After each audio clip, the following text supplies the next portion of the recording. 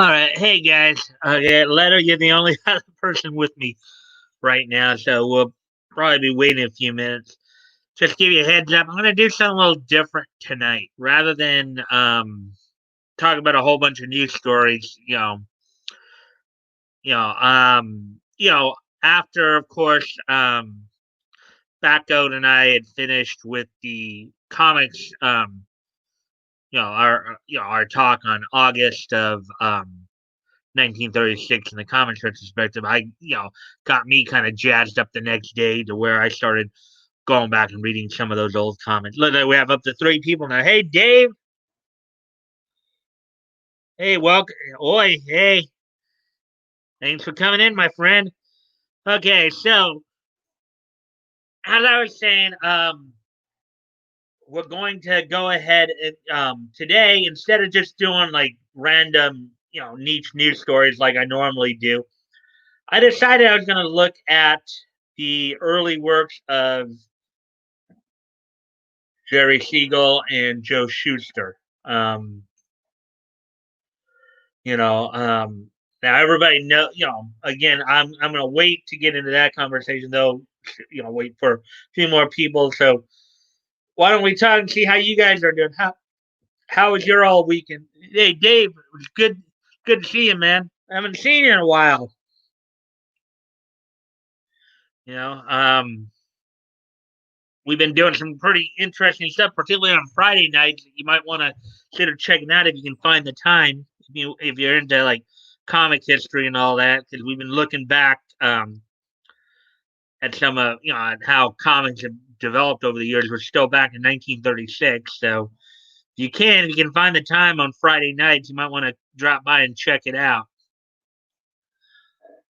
Anyways, as I said, I'll probably be getting started here maybe in a few minutes here once we see if we can get some more people in. Let's see now. Interesting. Work, work, work. I'm lucky. Yeah. um. Yeah. As I said, if you can find the time to drop by, Let's see. Oh, he's been here. I thought the joke continues that to give um everyone a wrench, but Leto.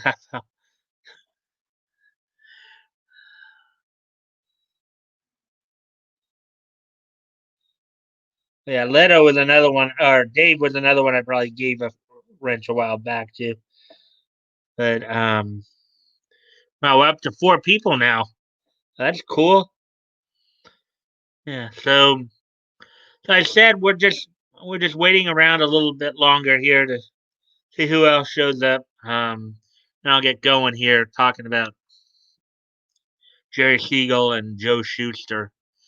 As I said, everybody pretty much knows them for their work with Superman.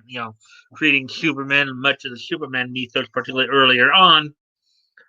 But in the 30s, they were pretty busy duo.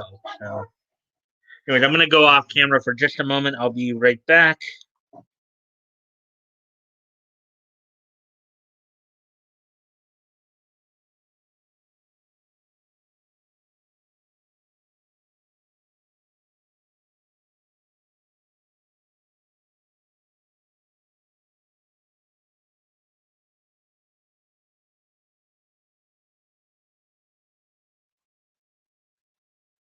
All right, then. Let's see now what you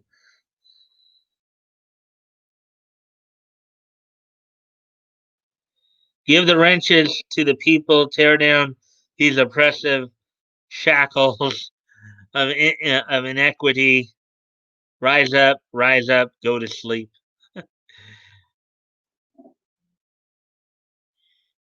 able to step out briefly at my work. How's it going, everybody? All right, glad you're here, man. A woman, Dave, you speak truth. Freedom. You got to say freedom. Anyways, okay, so we got 4 people in here now. We're just past the 5 minute mark.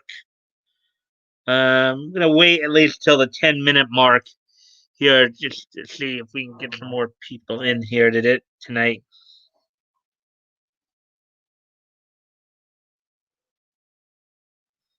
I don't have a. Yeah, Dave is somebody I think I gave a wrench a while back. I just, but Dave gets wrenches from a lot of people. um, so yeah, but anyways, as I said, guys, so tonight we're just going to be talking mostly about Siegel Schuster, and then, of course, towards the end we'll do as we always do with the this day in Nietzsche history. So, that's pretty much the. I've been AWOL. Yep. Hey, solid. Hope having a good day. Hope it doesn't give you too much trouble. Yep. So while we're waiting for other people to show up, do you guys have any like? Now, I know Superman is probably the most famous of the Siegel Schuster characters that they created. So, and I'll get into some of the others that they also had help create as well.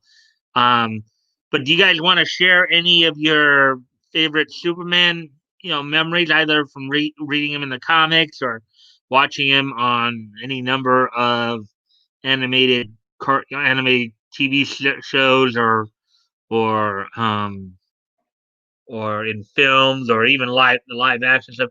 You guys have any Superman memories you want to share?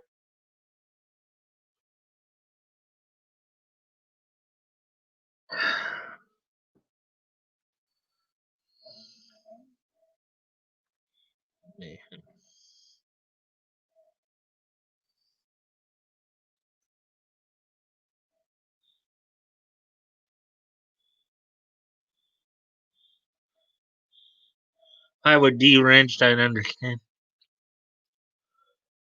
Yeah. All right, solid. The new wrench is not. The new wrench is not having. Kind of like the new orange is black or something like that. You might have already heard. I used to be unknown existence. Unknown.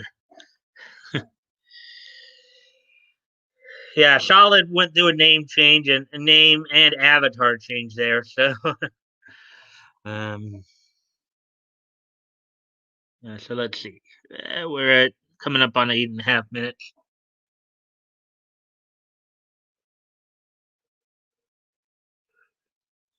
So, do you guys? So again, do you guys have any any like favorite Superman memories you guys want to talk about?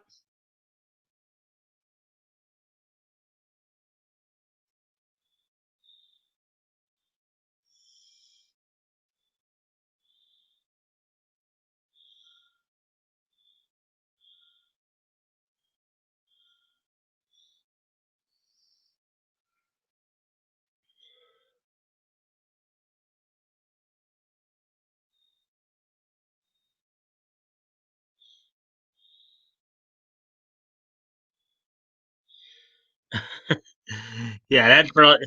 Oh wow, we got 5 people in here now. Yay, 5 people. Um. Oh, now we're back down to 3. Uh,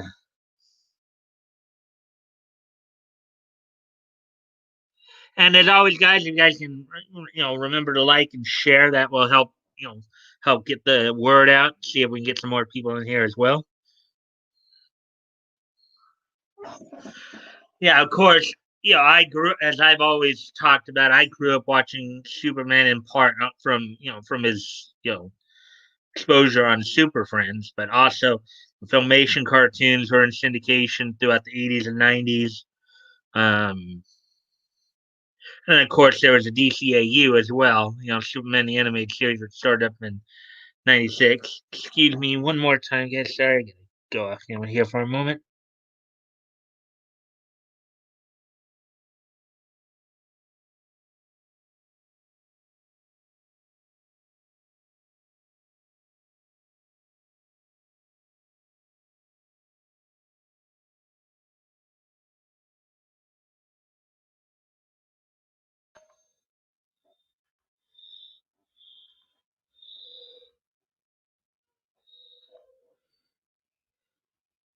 Good luck with that now.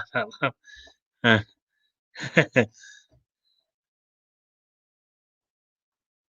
yeah.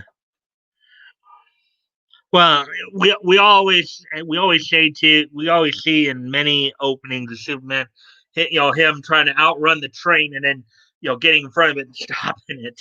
So I'm sure we've all seen that scenario too. Uh, anyways, okay. So let's see.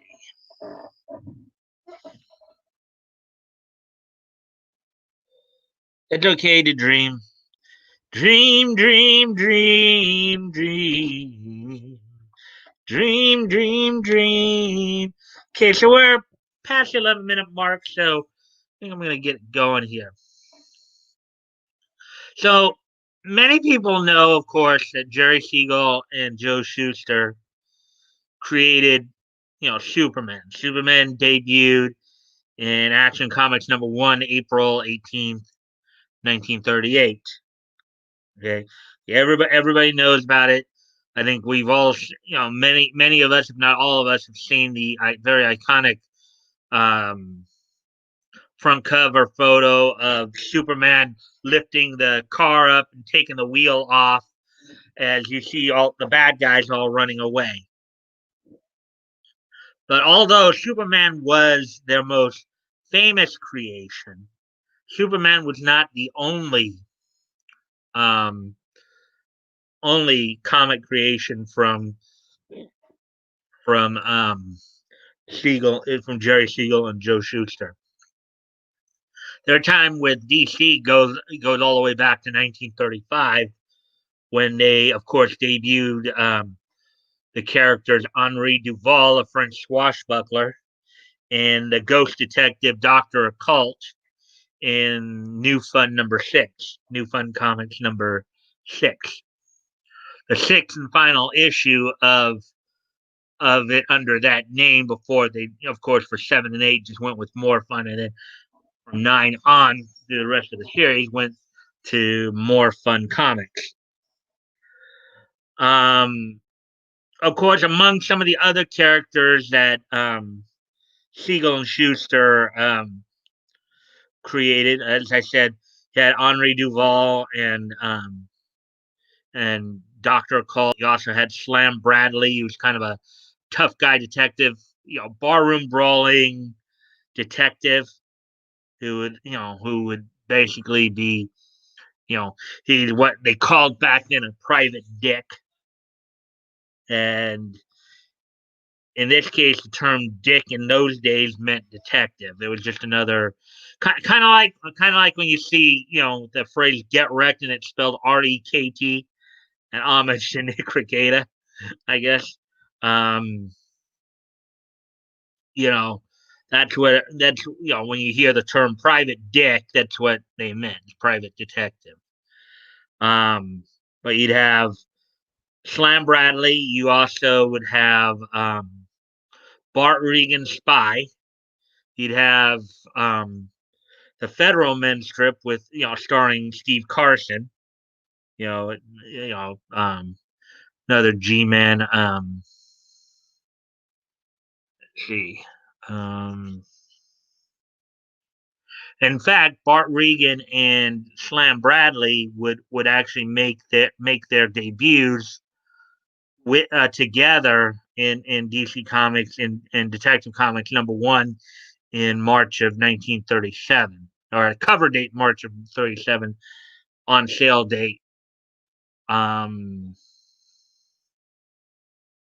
February 37. Slam Bradley would serve, you know, Slam Bradley was like the second longest running character that Siegel and Schuster, just behind Superman. His original run ran from Detective Comics #1 all the way up to 152, spanning like 12 years basically, from 1937 to 1949.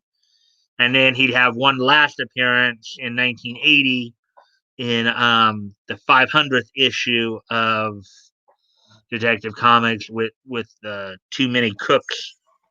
Um, Good comment. Get Wrecked isn't connected to Nick Recator, I don't think. Um, yeah, it may not be. It's just kind of funny because the way they spell it does kind of look like it could have came from him. You know, Rekt. You know, it looks kind of like a shortened version of his last name. So, um, it may not be. It may not necessarily be homage to him, but yeah. So Slam Bradley, of course, was one of those kind of very gruff, and he had a sidekick named Shorty Morgan. Um, who you know, um, and for 12 years there in Detective Comics, prior to Batman's debut in 1939, Slam would often be the headliner of the comics. Now we have to remember too, Detective Comics was DC Comics' first themed anthology. You know, Now, those of you who've been coming out on Fridays and been listening to me and Backout talk about the comic books and all that, I've talked a lot about how early on they were doing more hodgepodge anthologies in which you had kind of a general mix of stories. Then a lot of those books, including you know, a mix of humor and adventure series. You'd have aviators, you'd have naval guys, you'd have soldiers, you'd have a mix of all things. But Detective Comics, when it came out in basically cover date March of 1937, that would meant that would have gone on sale in February 37. Um, Two of Siegel Schuster's characters, of course, Slam Bradley and Bart Regan, make their debut. Slam Bradley, as I said, would last until 1949 and until Detective Comics issue 152. I believe Bart Regan would last until 1944, which I think made him the third longest running Siegel Schuster character. And then you also had Steve Carson, in the Federal Men feature that started in um, New Comics number 2 and ran, I think, all the way up to Adventure Comics, I think number 40. It would follow the adventures of FBI agent Steve Carson and his effort. In fact, they even at some point there, Federal Men had become such a popular strip there, or popular feature, that they even had a junior Federal Men club, and they even had a story in there that featured the junior Federal Men. And there were kids playing at being in the FBI. So with Carson, of course, mentoring them, and in comics back then, you did see a lot of that too. You kind of saw those things more back in those days. But let's see, you had the Federal Men, you had as I said, Slam Bradley, you had Bart Regan Spy, you had Henri Duval, and of course you had Doctor Occult, who was in More Fun comic. Well, started out in New Fun number 6 and lasted all the way up to More Fun comics number 32. Often called the Ghost Detective. Doctor Occult was actually the first supernatural hero. I guess you could say he's the first superhero. He, obviously predated Superman by like 3 years. In fact, his strip was actually coming to an end as Superman was being introduced to the world in 1938. Um, and what Dr. Colt would do, he'd investigate a lot of paranormal stuff, things involving vampires, ghosts, zombies. Um, that's more or less what those stories would entail.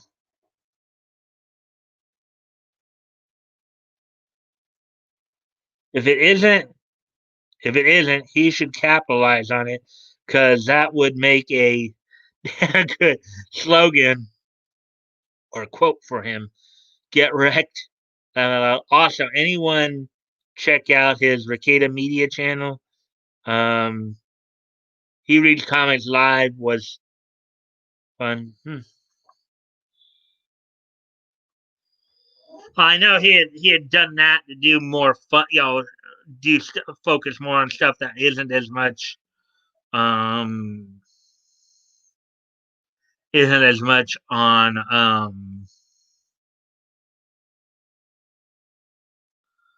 isn't as much with his the law stuff. So I know that. So yeah, so Siegel and Schuster, needless to say, were pretty busy throughout the 30s because they were involved up through 37. They were involved. They had stories in all three of the titles. Um,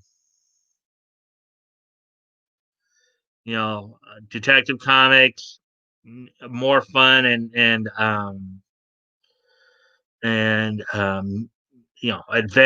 new comics which eventually became New Adventure, all that. So oh yeah, so that's pretty much a lot of.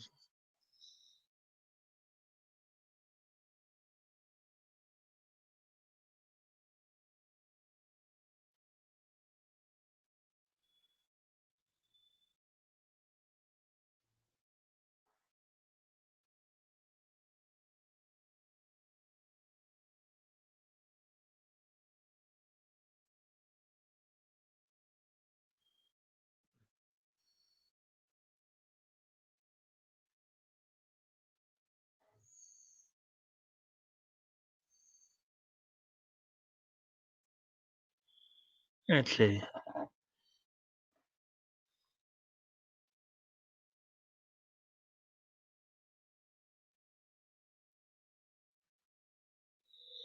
Yeah, okay, so I see your comment on the YouTube. It's just not showing up on StreamYard yet, but he said also saw Google images of Dr. Occult. Looks a bit Dick Tracy ish. Well, okay, a lot of detectives back then, if you're talking about the whole trench coat and fedora look, that was kind of the look of a lot of private detectives back then. You know, many of your classic, private detectives, including not just Dr. Colt, but Dick Tracy, the Clock. Um, Many of them would wear a business suit with a fedora back in those days. You know, that was kind of their look. I know Slam Bradley didn't do it as much, but then he was more of a tough guy who was hanging out in Chinatown a lot and beating up on people. Slam Bradley was more the type to get involved in bar fights than any of them. So pretty tough guy too. Um, Kind of a rock 'em, knock 'em kind of deal going there.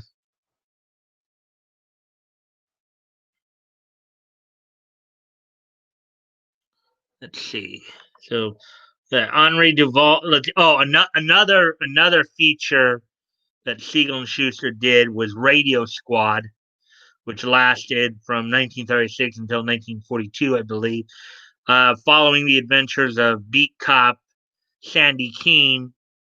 Um, just basically, following the everyday antics of a patrolman, in his car, um, I think 4K dash or CK dash 17 or something like that. Um, yeah, busting up, neighborhood gambling parlors. In fact, it's kind of funny because I was, over the weekend here, I was reading through, I was going back and, of course, reading some of the old comics and stuff. And now there's something, of course, and I'll probably talk about this again when we get to that story, maybe. But yeah, but now this would be considered major no if this happened today. Okay, So he pulls over a girl who is driving, recklessly, and he's giving her a ticket, and she's giving him lip about, oh, I'm the daughter of the, you're not going to give me a ticket because my daddy's a police commissioner, kind of thing. And so again, this is something that you will not see today, but he just said, okay, fine, you don't want to take it, fine. Takes her out of the car, puts her over his knee, and spanks her. Gives her a nice little, like, um, yeah. So Sandy Keene, the Calling All Cars radio squad feature in More Fun Comics. Um, he gave a speedster a spanking, which would not go over well today. uh, Pride goeth before the fall. Yep. Whoopah. Yeah. Yeah. But basically, yeah, there were a number of stories that they were involved in the late 30s. And then, of course, there was some heated issues between like Siegel and DC, as well as Schuster, over money and how they were compensated. Siegel eventually came back, and of course, well, let's see. The suit was that they started publishing the Superboy was another character that Jerry Siegel had created as part of the Superman mythos. DC had started to publish that character without his permission, and that's when he ended up suing. Eventually, he did come back, and he was also Jerry Siegel was involved with, of course, the creation of the Legion of Superheroes and all that. But yeah, a lot of their earlier work was pretty good in terms of like a lot of detectives, and of course they're now Grant, I know everybody when you hear the name Jor-El, you think Superman's father. But believe it or not, prior to the introduction of Superman, there was another Jor-El in DC Comics. In a Federal Men story with Steve Carson, Grant, it was a hypothetical story. There's a character in a hypothetical story from a FBI professor named Grant, I believe. Talked about a federal man of the future who was named Jor-El. So, excuse me a quick moment, folks.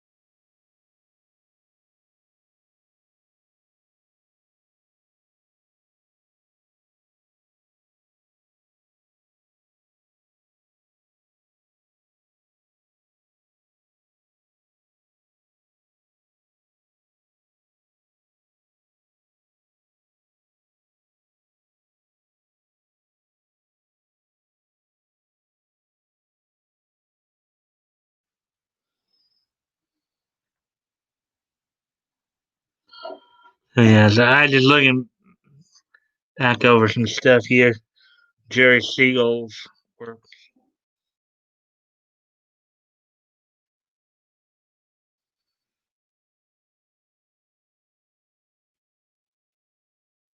And those are all the I did kind of cover all the the earlier works.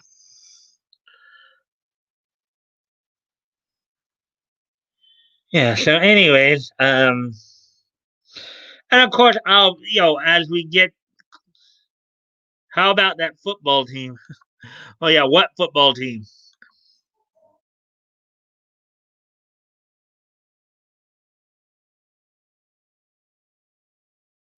I haven't actually been watching football in like a couple of years now. So,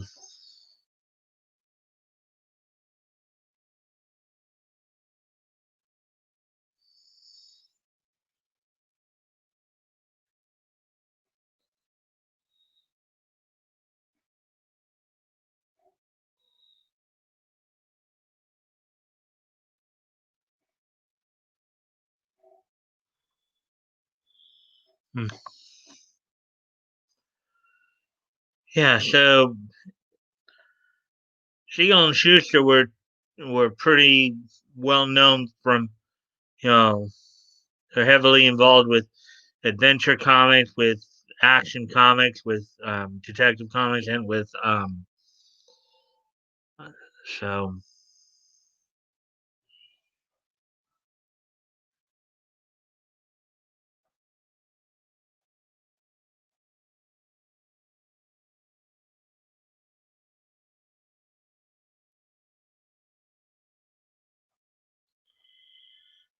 yeah.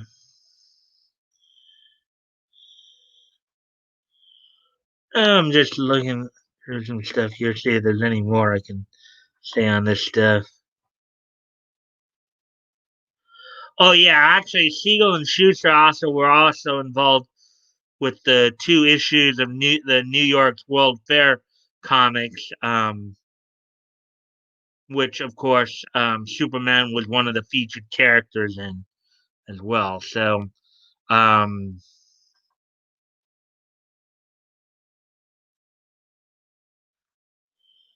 well, that's basically it on all that. Just simply because, um, but they had a few characters there. Primarily detectives and stuff like that. Um, Kind of funny because they had one of the other interesting tidbits there when you look at it. They had the first super powered hero in DC Comics history with Doctor Occult, and then they had the first popular um, hero in Superman. They probably had the most popular hero in Superman. Um,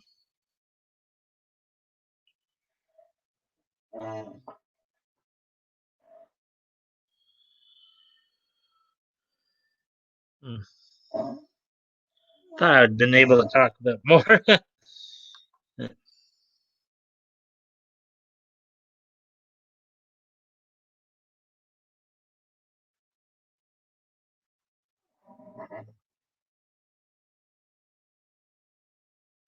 Actually, son, let me do this. Let me give you kind of an example of one of the other stories from them, other than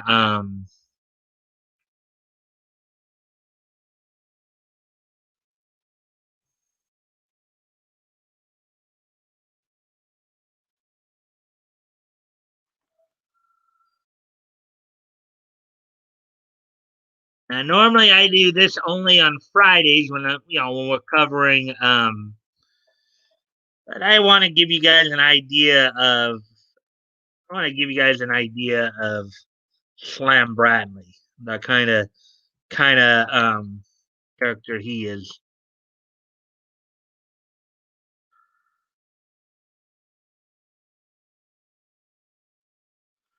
Normally, I save the comic reading, any comic reading for Fridays when we're like, um,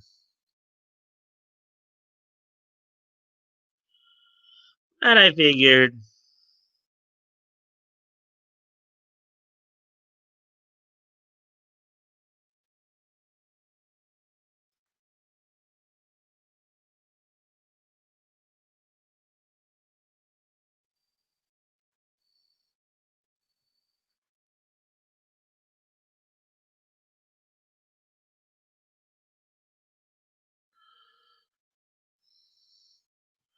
See what you guys are.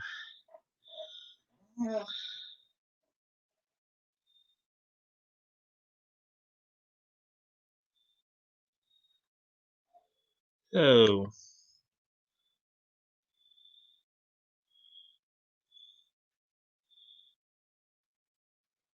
oh yeah, I heard about all that. Sorry, wish more talkative. Laugh out loud. I'm just a bit too relaxed today.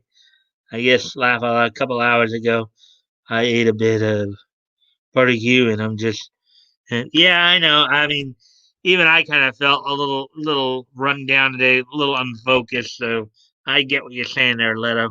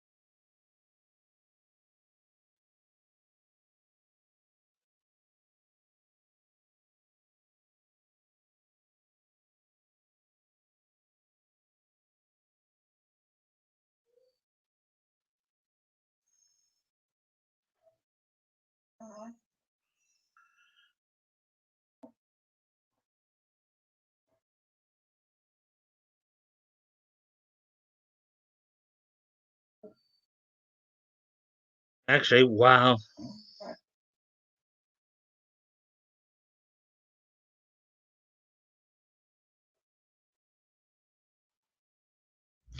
Well, yeah, just not enough that were really attracting my attention. There were a couple, but it's one of those things where I just was kind of looking at them, and I just kind of like like most of the comic stories are have to do with story.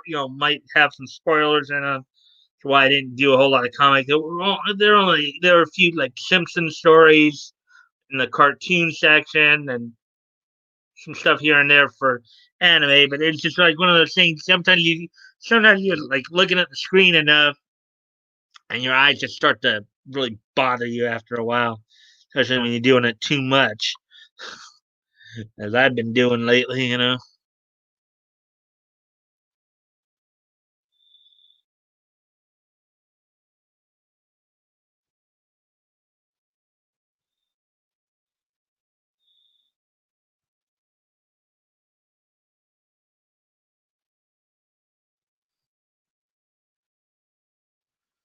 But I figured maybe I'd give you guys a sample of one of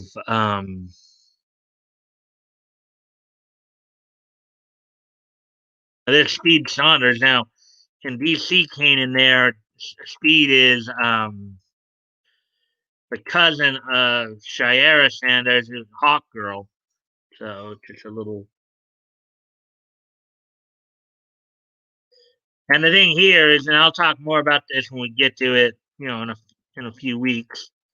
But these themed, well, actually, we'll talk about it with another comic.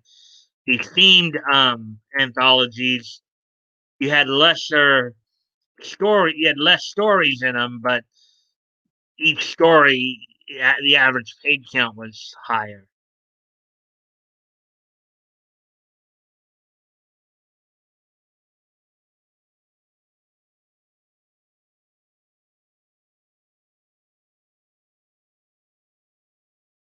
So here, in like a lot of these themed anthologies, you know, stories run like in some cases 7 to 8 pages. Actually, the Slam Bradley story I think runs 13. So here's the Bart Regan spy story. Bart Regan's another, say Jerome Siegel and Joe Schuster right there. Gonna breeze through that a bit.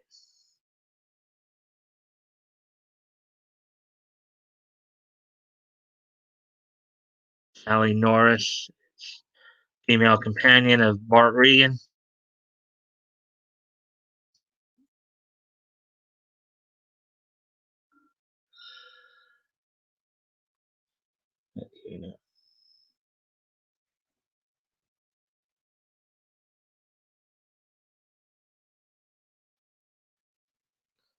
Yeah,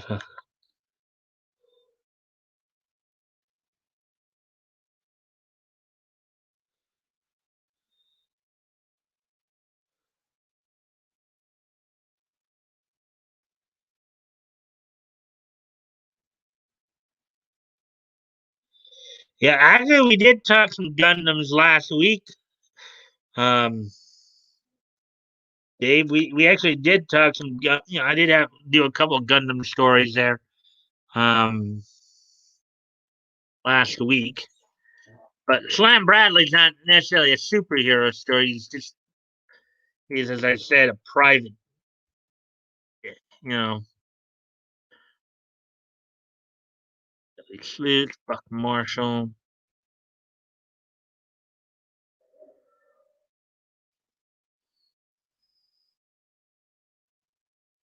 Here we go. Here's Slam Bradley by Jerome Siegel and Joe Shuster. Um, I saw Batwoman trend on Twitter. Obviously, it was paid, promoted. Click to see what people have to say. Not one comment even tweeted how the episode was. They just tweeted yes and Queen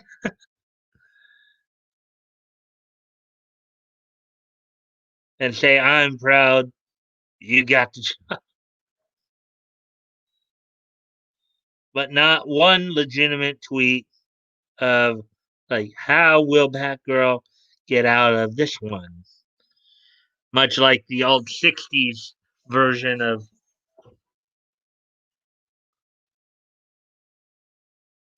Batman. So anyway, so here's a Slam Bradley story. Guess a so you want to play, eh? Yeah. And look at Slam Bradley got the guy by the ankle there. He's swinging him around to some of his other baddies. In a hidden catacomb under the streets of Chinatown, Slam Bradley, ace freelance sleuth, fighter, and adventurer, is tangling with a mob of Celestials. Now, so the term Celestials, guys, was used for you know for the for Orientals back in those days, I believe, who resent his um, investigating Knives Flash, Fist Fly, although outnumbered. Is Slam is having a swell time. Look at this. You got what? You got two, three, four guys in the frame there, and look, he's still beating the tar out of them. Look at him. He does look like a pretty tough guy, doesn't he?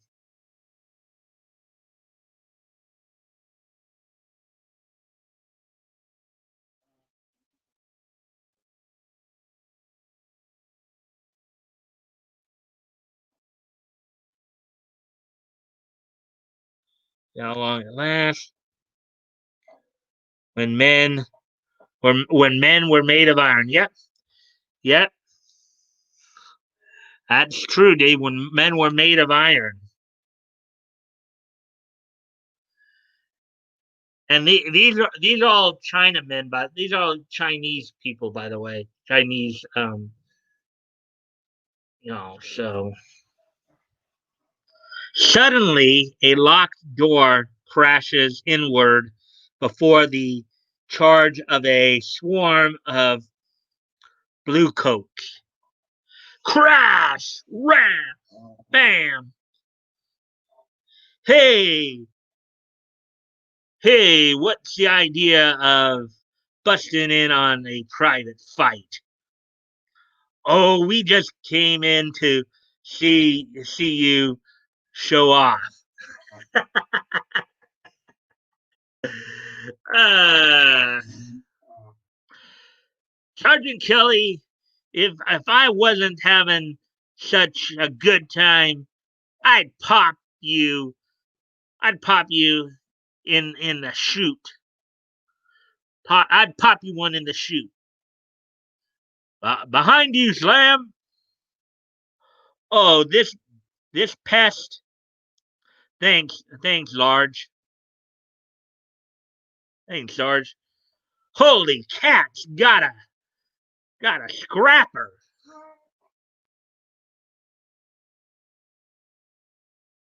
I suppose I should thank you for practically saving my life. What do you mean practically? Why, if it hadn't been for us, how did you happen to get here so so conveniently?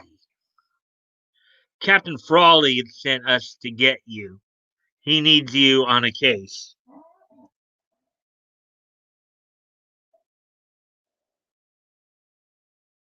You guys are saying anything since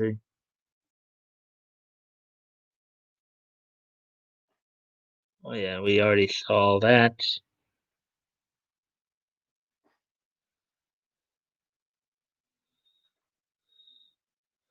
Celestials are my people, half Filipino.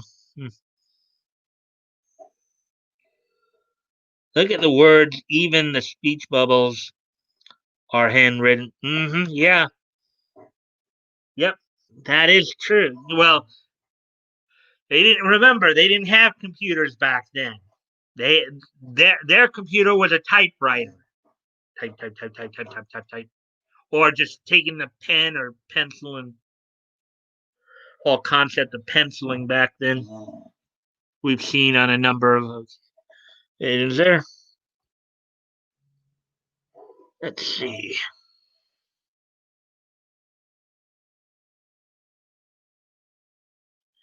Shorty Morgan. Let's see. Yeah, this is a little faded here.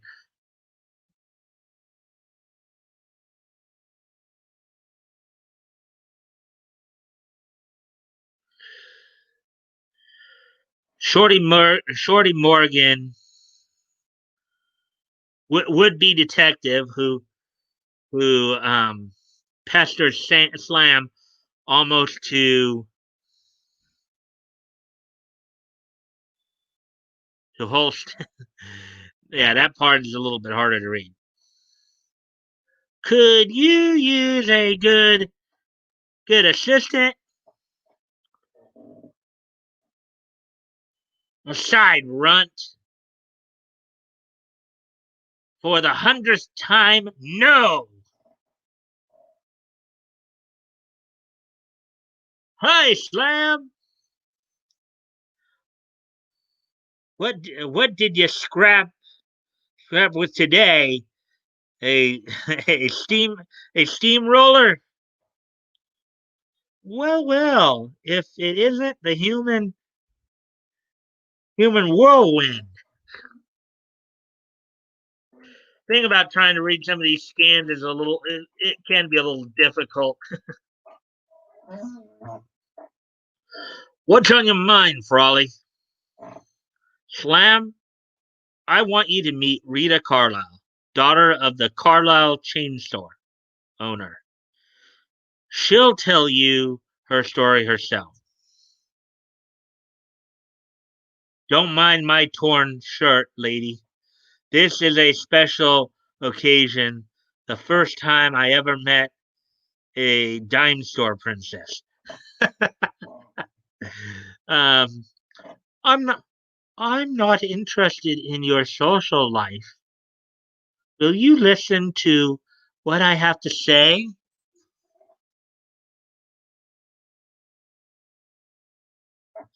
Meanwhile, Shorty explains his plan to the telephone girl. You see, it's like this. I've taken a mail order course in scientific crime detection. Now, if I was Slam's partner, he'd always have science at his fingertips. Yeah, but then he'd have you too. Uh,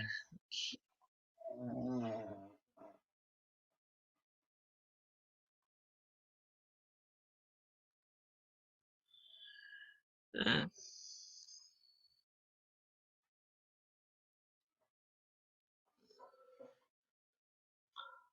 I own a very valuable poodle dog, which I'm going to enter in a contest soon. Meanwhile, I want someone, perhaps you, to guard it and see that it comes to no harm. Now, mind you, this guy's kind of a tough guy, and this lady's asking him to guard her poodle. Try to imagine where this is going to go real quick.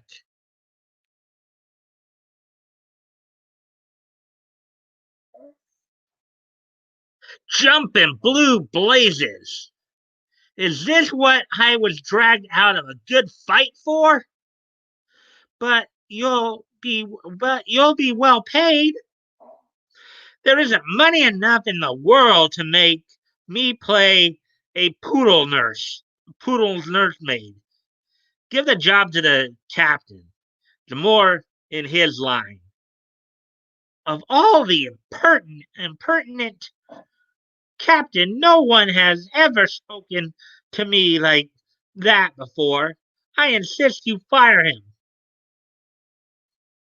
Sorry, Miss Carlyle, I can't. Why not?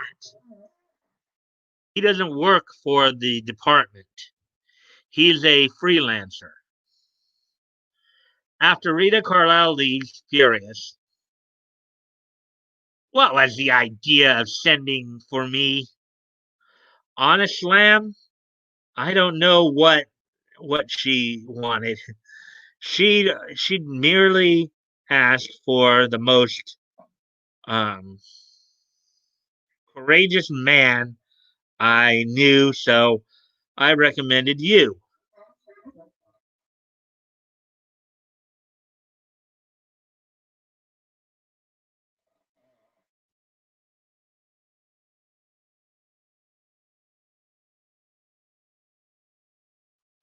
Laugh out loud.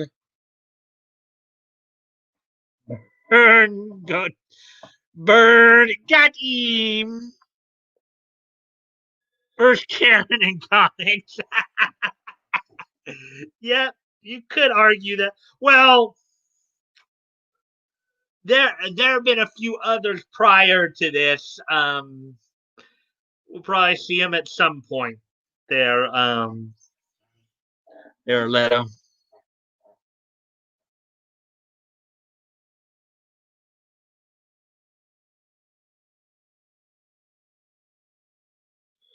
Oh wait, anonymity and wait, ATC and anonymity are here.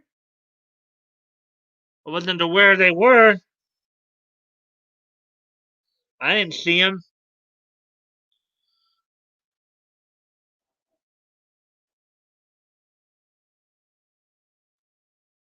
Hey, Solid. I decided, to read a story of one of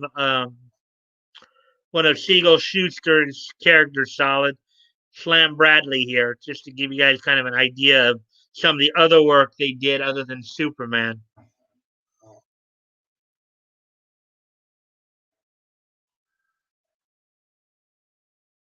Um, As Slam departs, Slam, Slam, please listen. With my scientific training and your beat it, shrimp. No, wait. I just thought of something. I've at last located a job that'll fit you perfectly. What?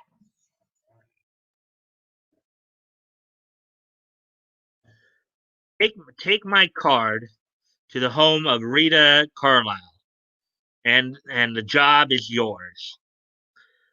She'll tell you the details. Yippee! At last! I'm a success at last! Of all the conceited, egotistical, arrogant fools, that Slam Bradley is the worst.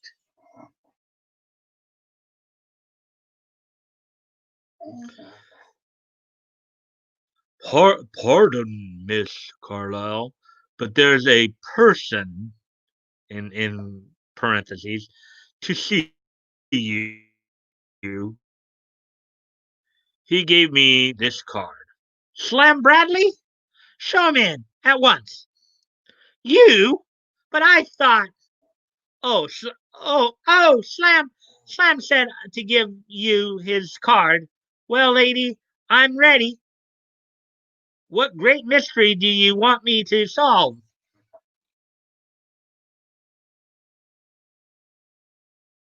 You will guard my dog and see it comes to no harm. Look at Shorty's face right there. Look at Shorty's face. Look at that. That's a miserable look right. You guys see his face right there? Like that's a little disappointing. He was thinking he's going to get to solve some great mystery, but instead he's getting to guard a poodle.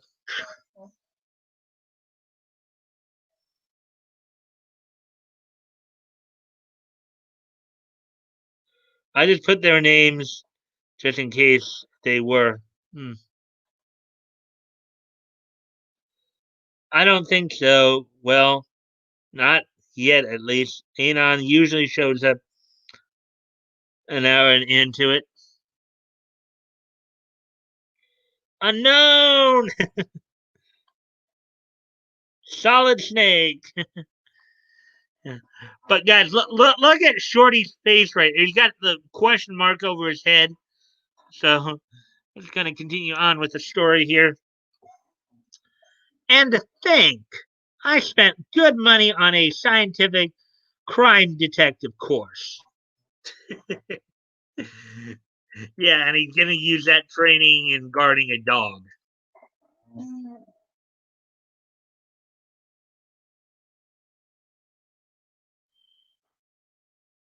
Taking the dog out for an airing is dangerous, but I'm sure you'll you'll um, guard him well. I couldn't lose her even if I tried. She sticks closer to me than my vaccination.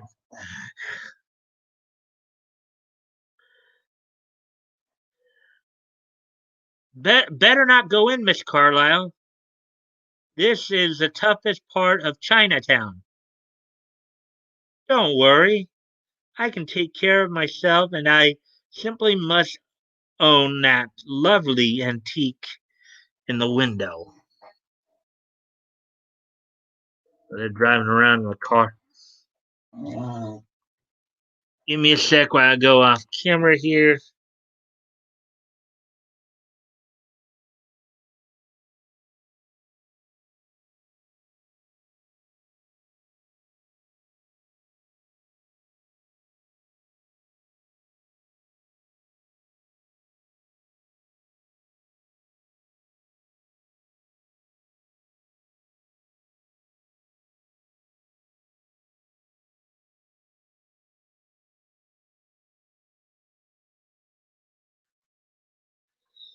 All right, I'm back. Let's see now.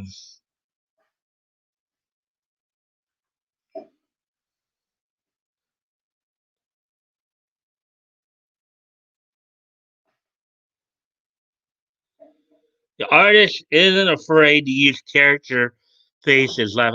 Well, yeah, I mean, well, Dave, you have to remember this was back in 1937. Okay, this was back in 1937. They weren't all that worried about like offending people or anything like that like they are today. Okay, this is back like what 85 years ago or so, around that. Bonk go to bonk go to horny jail. Okay. Um. Wait, is he worried of leaving the dog there because that Chinese looking guy there laughing out, bruh? Does he think he's gonna eat this dog like fella? Um, think he was worried more for the lady, I believe. But let's continue on here. Say, she's been in there almost an hour. I'm going in and see what's keeping her. That's a good idea. Go ahead, she may be in trouble. Ugh. Go. Maybe I'd better not. I wouldn't think of leaving Mimi. That's probably what you were. But I tell you, I saw Miss Carlyle walk in here. Deli, deli sally. No see missy. You sclam. Suddenly, Shorty frantically phoned Slam from a nearby store. You heard me? She walked in and poof, she disappeared. You bonehead! Why did you let her enter? Wait for me, I'll be right down.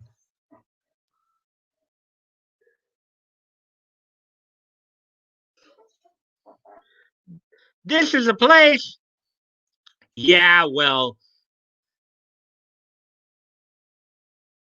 let's see. Well, full and me. Yeah, full and me. Well, follow me. We'll find that girl. If we have to tear the joint down piece by piece. Go quickly. Inform the master. Slam Bradley is about to enter.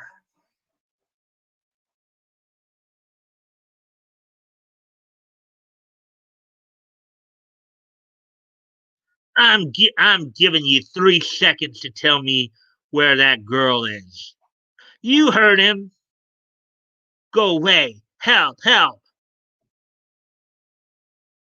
Are you gonna talk or do I get the pleasure of splashing up the walls with your face? You better talk. Yee! I told you, kind of a tough guy there, a burly guy. Don't see too many of those. Don't see too much of that stuff anymore.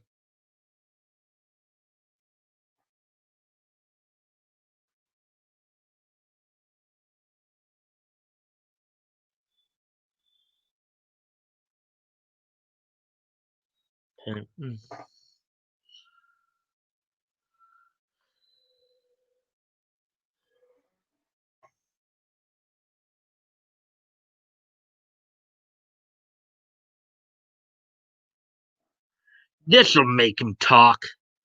The Chinese believe that if you cut off their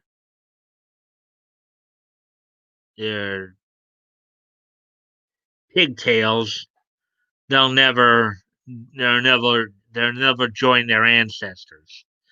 No, no, don't. I talk. There, behind a curtain, a hidden passage. It leads to Honorable Fui on Yui, who holds girl. Now that's how I'm pronouncing it. Fuionuyui. Fui on Yui. Fui on Yui? Why, he's the toughest Hong killer in Chinatown. Tough, huh? I'll bet I can make him wiggle his ears. Let's go. Nothing doing, pal. You go first. He's dead. A sword fell on him from a hook overhead. It was a death trap meant for us. Didn't you notice how anxious our guide was to follow in the rear?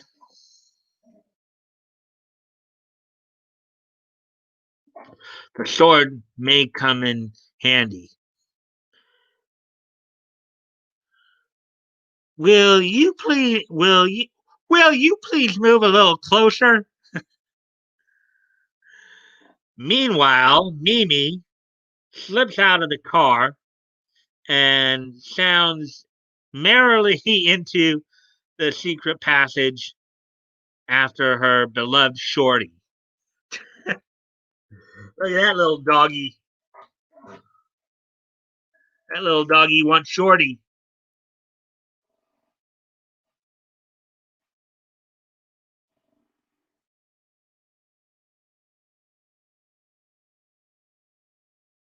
2:30, 3 o'clock. I'll be there. Haha, the pigtail thing. True. This is the most racist stuff against my people, but it's still funny because it's ignorance. It's ignorance, child. Well, yeah. Well, okay, Dave. I'm sorry. I actually did read. When I was looking into Slam Bradley earlier, that was actually one of the controversies they talked about. But also, you have to remember this is back in the 30s. It wasn't. They weren't thinking of it as being racist. Okay. Um, but China back then, Chinatowns were actually considered to be a bit on the dark side, as it were. You did have like the triads operating in many Chinatowns. You calm down, Dave, or I'll cut your pigtails off. Oh boy, let's not get into that. Too late. I'm bald.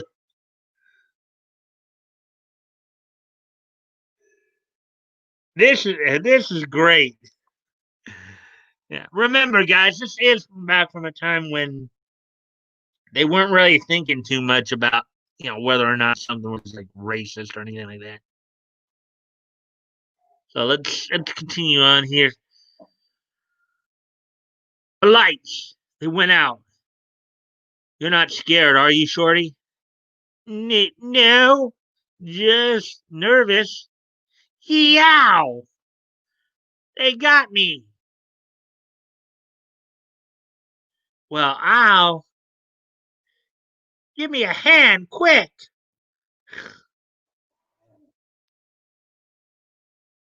Guess the dog bit him in the rear, I guess, or something.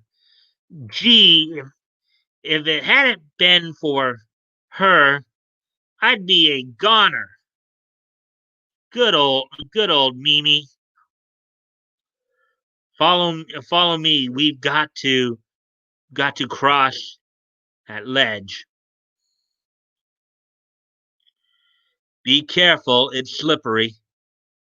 Doggone it! Quit licking my face.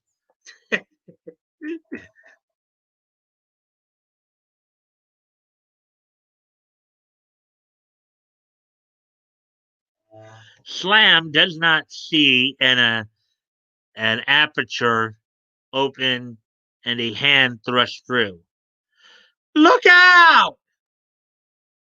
Slam whirls at Shorty's shout, stepping in. He seizes the arm in a wrestling grip and with a sharp blow breaks it. Crack!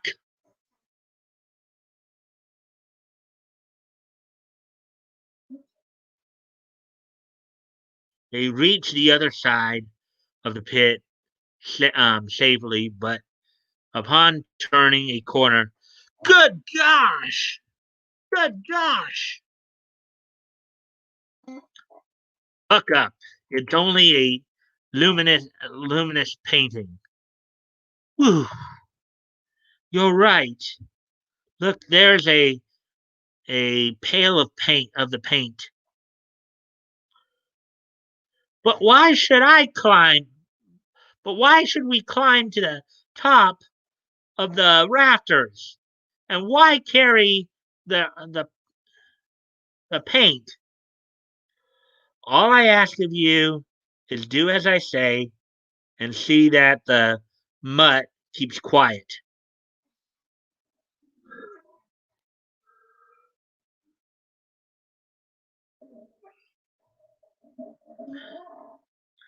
Even now, Fui on Yui, even now, Fui on Yui um, killers are searching for us. But unknown to them, they themselves will lead us out of this death trap. Huh? Minutes pass in utter terrible silence. Then a, a skulking Chinaman skips under the rafters. Now, mind you, Fuyon Yue, I believe, is the guy who is on the cover of Detective Comics #1. So, psst, watch out! You're spilling the paint. Shut up, you fool! I know what I'm doing. You see, the luminous paint fell on his back, and we can see him in the dark. All we've got to do is follow him, and we'll avoid all the pitfalls laid for us. That's rich. The dumb cluck wants to kill us, but it is leading us to safety. By following the trail of their unwitting guide, Slam and Shorty narrowly avoid what would have been certain doom. Gosh, a few feet over, and it would have been the end of us.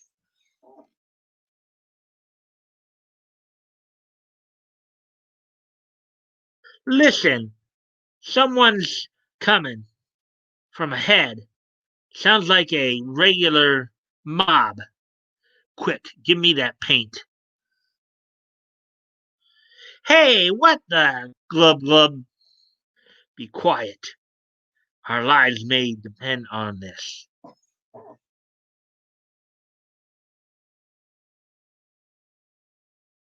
Remember the master orders.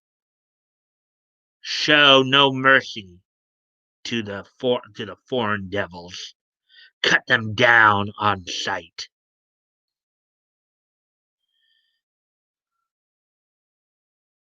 The the questing hatchet men suddenly come face to face with a terrifying, ghastly vision. For a moment, they stand stunned. See what he did with the fluorescent paint right there, guys. The luminous paint turned Shorty into a ghost, basically, or what people perceive as a ghost. This is great. Good dog, Dodge. Very MacGyver. Yeah.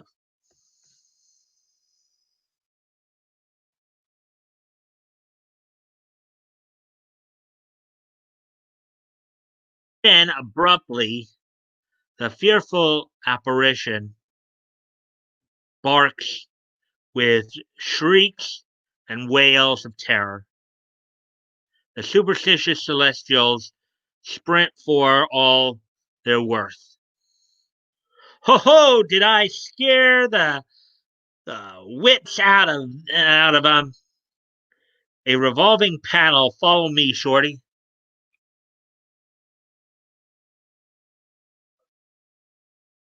Gee, what a joint. Hey, look. Hey, look. There's a China fast asleep. There's a chink fast asleep on the cot. Now now remember, this is back in the 30s. And I am aware that term chink is considered a slur. Okay. Um, this was a time though when that was considered more acceptable, unfortunately. So keep that in mind. It's not now, obviously. We don't call people of Chinese descent chinks anymore. Uh, because we know better. That's considered an offensive term. Anyways, after Slam dons the unconscious Chinaman's clothes,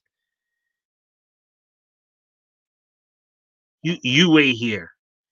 If I don't come back in 15 minutes, go for help. Okay, but be careful.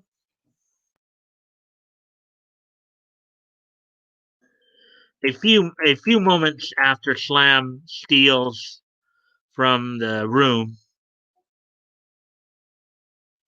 Yes, that does read steals. That different meaning though. Look, Mimi, a door. Let's see what's behind it. Meanwhile, looking down from atop the the the high banister, Slam finds he has come to the end of his search.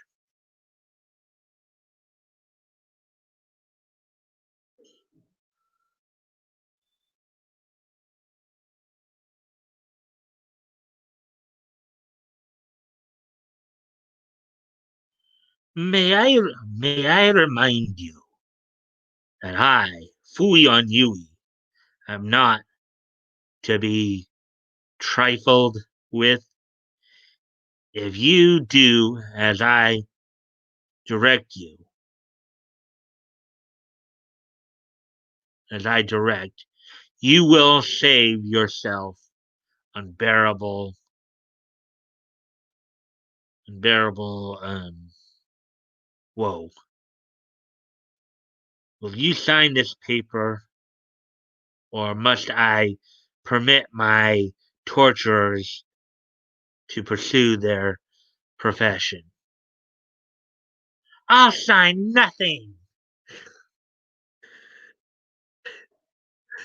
Now remember, hey Leto, as I recall, you called this girl a Karen earlier. Could you imagine? Could you imagine Karen being in this position? Uh,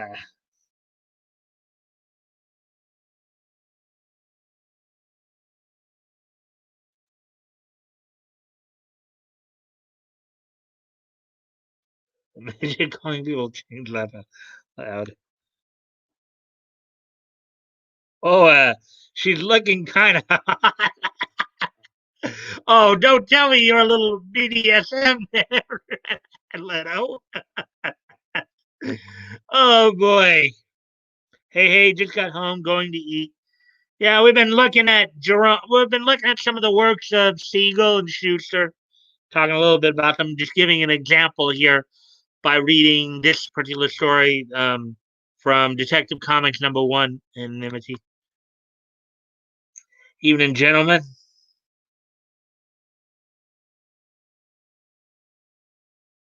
I'm rethinking what I said now. Laugh out loud.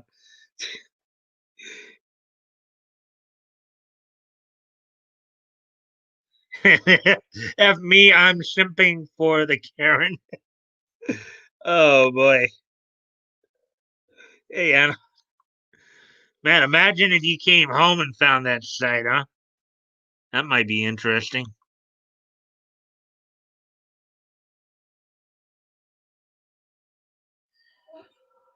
25 lashes may turn her reticence to reason. Reticence to reason. Strike! Slam has heard enough. With a war whoop of rage, he seizes an ornate sash and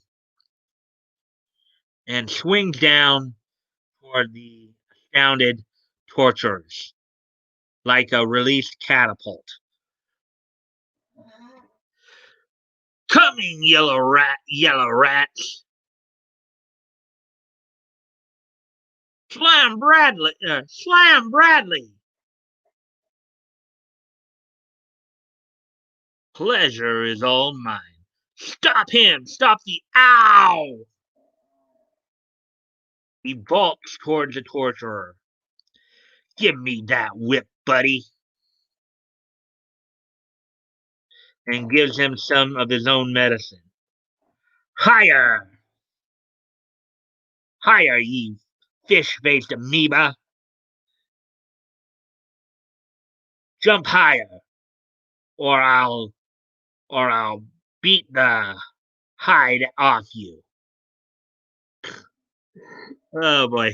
But Slam springs into action. He's a veritable cyclone, swifter than the eye can follow. He swoops down on Fui on Yui and kicking his feet forward, lets the deadly Tong killer have it right on the button. Slam then settles down to come to some serious fighting.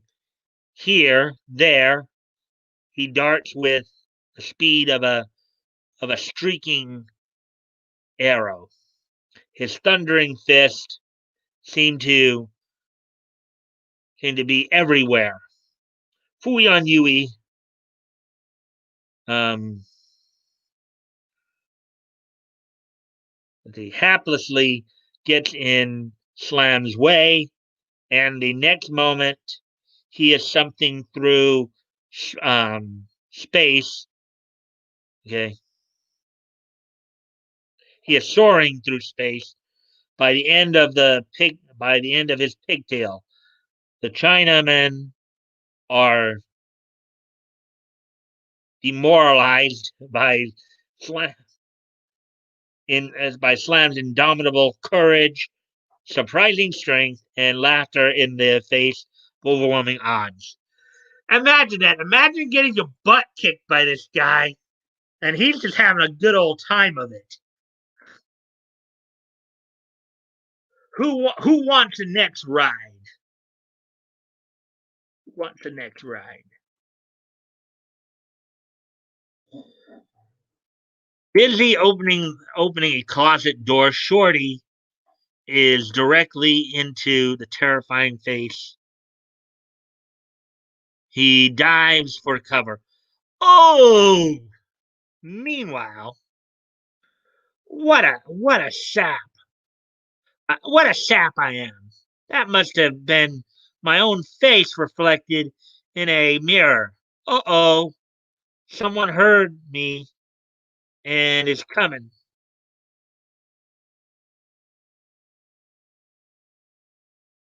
The alarmed sentinel smiles craftily to to himself as he hears a muffled bark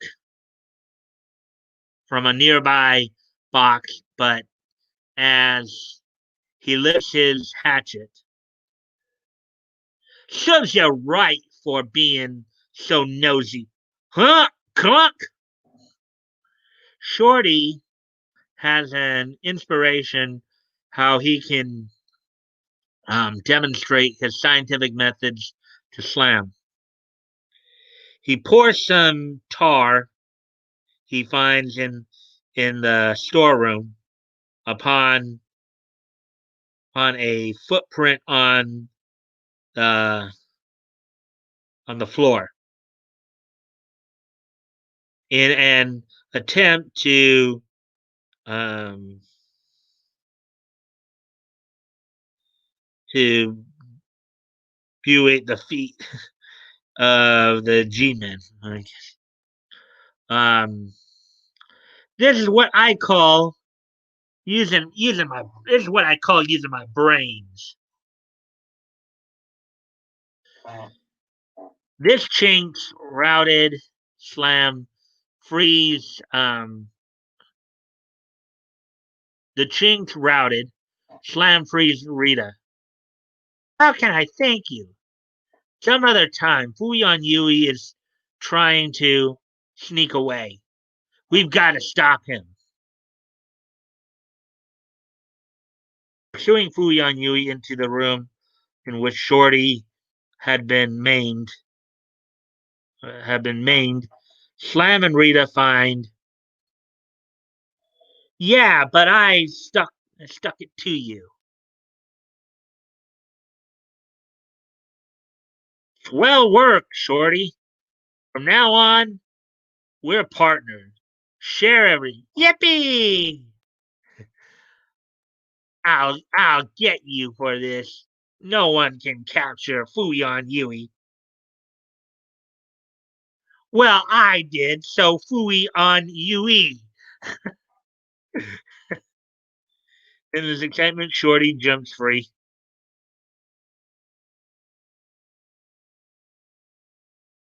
I'm sorry I've been such a snob. You're wonderful. And then fucking Slam kind of, yeah, go away, kid. Hey, Slam, I thought you said we shared everything.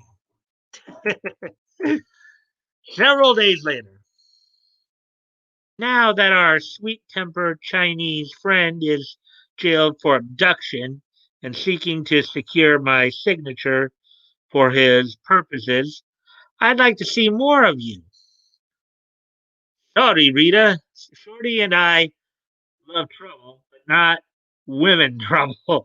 See you again, maybe. All right, so yeah, so there's another. Again, I know you guys have seen Superman stories, of course, before. That was Slam Bradley, probably while maybe not as well known as Superman, was I think the second longest running feature from that Siegel and Schuster um created.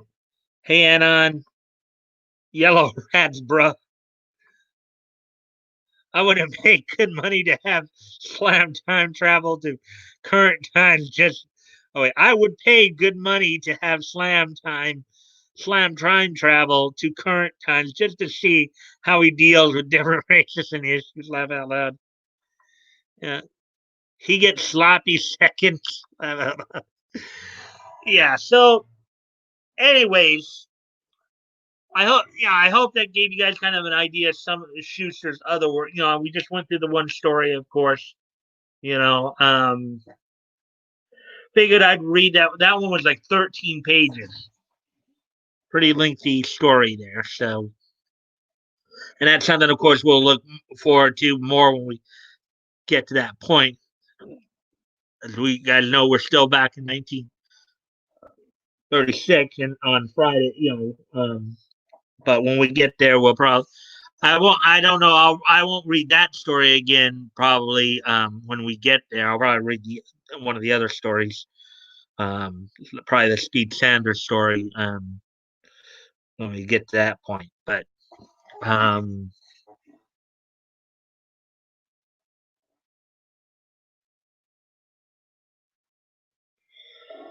all right. So we're actually past the hour and a half mark. So I hope you guys enjoyed that. This little Oriental needs to go to sleep. All right. All Mike, Solid, Leto. Enjoy dinner anonymity. Yeah. Well, thanks for dropping in, Dave. I hope you. Granted, I know some of the language may not have been to your liking because it may have sounded offensive, but I still hope you did enjoy looking at some of Siegel and Schuster. Now remember, Siegel this stuff, so keep that in mind as well. The same guy who created Superman. Anyways, well, Okie, Dave, was nice to meet you. Have a good one, Dave. All right, guys. Well, now, yeah, I guess back out Woody. A lot of the guys didn't show up tonight. That just kind of sucks. But anyways, all right, guys. I think we're about ready to start wrapping things up a bit. Are you guys ready for this day in each history? Give me a moment while I go off camera.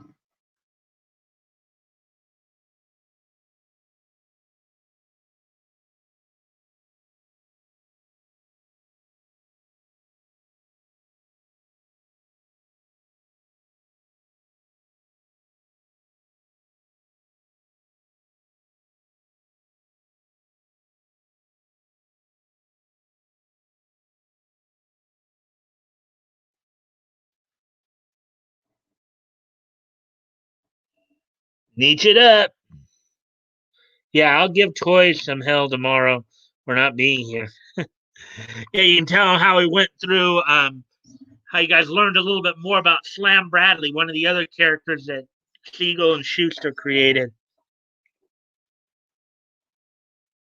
Yes, I'm ready, Nietzsche King. Okay, so let me just um, review the stuff real quick.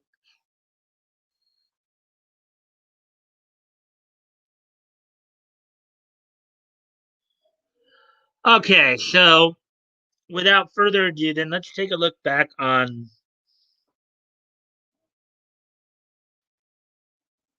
I think Toy's got his third printer or studio backup or something. I saw a video earlier.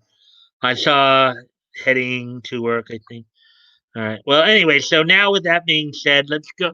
Today being Monday, January 18th, 2021, let's take a look back on this day in each history. So the first thing we're going to look at is from 40 years ago today. On this date, back in 1981, Mexican American animator, um, Mexican American animator and animation director Emmanuel Manny Perez passed away on this day at the age of 66. He, I'm sorry, he wasn't Mexican American, um, but he would work with companies such as Warner Brothers, Bill Melendez Productions, the Patty Frayling Enterprises, known of course for their work with Pink Panther, Hanna Barbera. They said his first credited cartoon was Porky Fairfax in 1941. Um, so on this date in 1981, Manuel Manny Perez American animator and animation director, would pass away at the age of 66.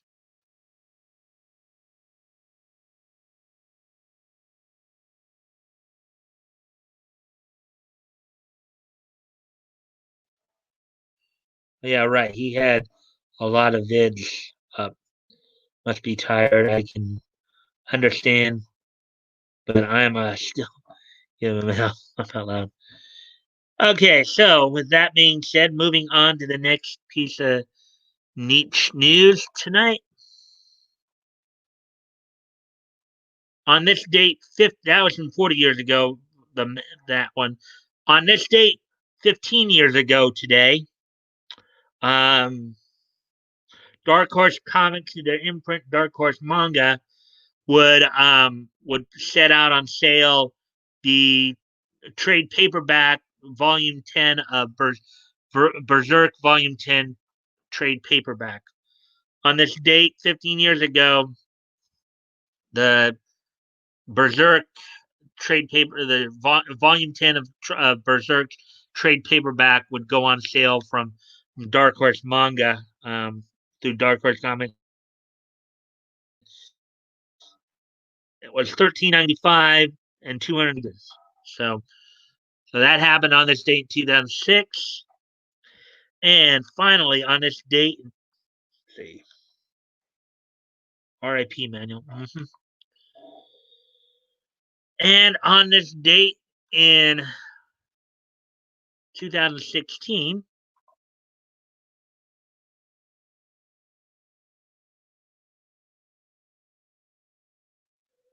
on this date in 2016, from the from the from the Nationwide Arena in Columbus, Ohio, WWE would host Monday Night Raw on this date 5 years ago today, in 2016. The main event saw Mark Henry teaming up with Titus O'Neil, R-Truth, and Neville to defeat the Cosmic Wasteland, comprised of Stardust, Connor, and Victor. Stardust, aka Cody Rhodes, and the Ascension, and Tyler Breeze, as the main event. On some of the other, Roman Reigns would defeat Rusev, and Rusev with Chris Jericho as a special guest referee. Natalia would defeat Brie Bella via submission.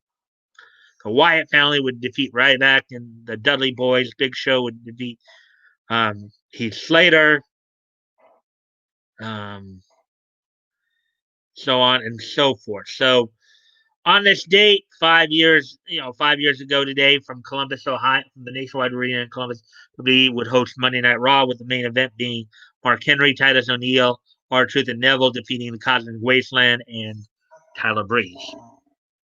So, with all that being said, guys, hope you guys enjoyed tonight's trip down memory lane and looking at least one of the other characters that Jerry Siegel and Joe Shuster had created. They were quite a popular tandem in the 30s there. So let's see what you guys are.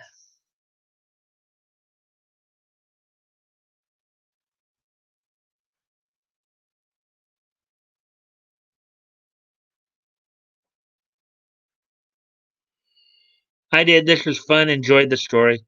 All right. Well, guys, hopefully tomorrow night maybe I'll be a little bit more focused and have some actual news stories. But figured tonight might be a good time to just break away a little bit and maybe do another little feature piece. This time focusing on some creators there. I'll try to catch you tomorrow, Leto, if you're streaming. All right, guys. Well, I will see you guys tomorrow. Thank you guys for coming in. Thanks for all the likes and shares. And I'll see you tomorrow. Bye.